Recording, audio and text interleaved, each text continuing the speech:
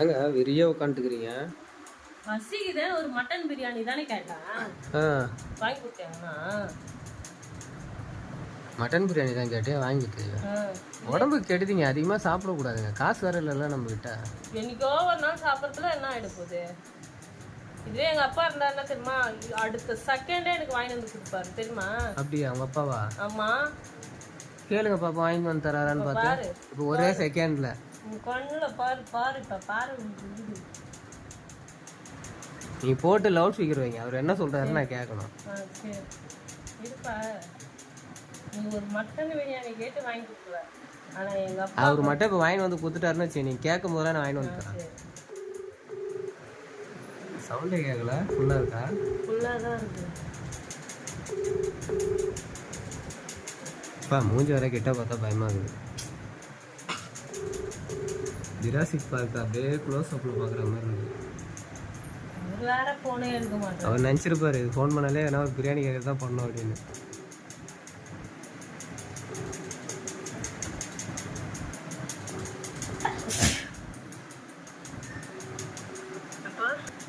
Daddy, ஒரு mutton biryani ஒன்று வேணும். அது இப்போ எனக்கு வேணும்.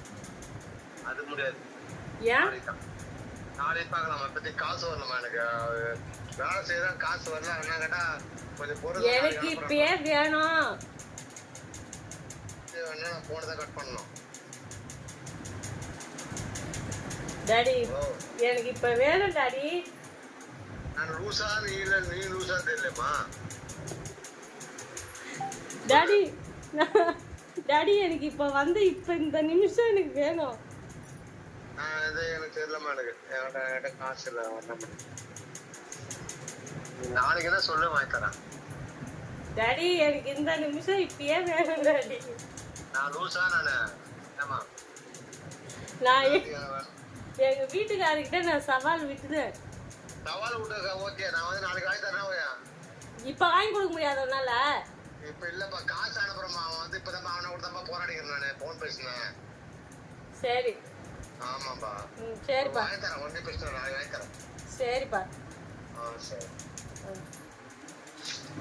வீட்டுக்காரர்கிட்ட பாத்தியா மட்டும் சரின்னா அதே அவர் ஏதோ டென்ஷன்ல இருக்காரு வேலைக்குள்ள, அதனால அவர் பேசிருப்பாரு. அதே மாதிரிதான் எல்லாருக்குமே. காசு இருக்கு இல்லைன்னு தெரியணும்ல. அப்பா சொன்னோடனே அப்படியே கம்முன்னு இருப்பீங்க. அவருக்கு இருக்கிற டென்ஷன் என்னவோ, சரி காசு வரலன்னாரு. காசு இல்லாதனால அவர் நாளைக்கு நான் காசு கட்டு கட்டா வச்சுக்கின்னு வாங்கி தரலன்னா. ஸோ ஸ்வீட்டுங்க.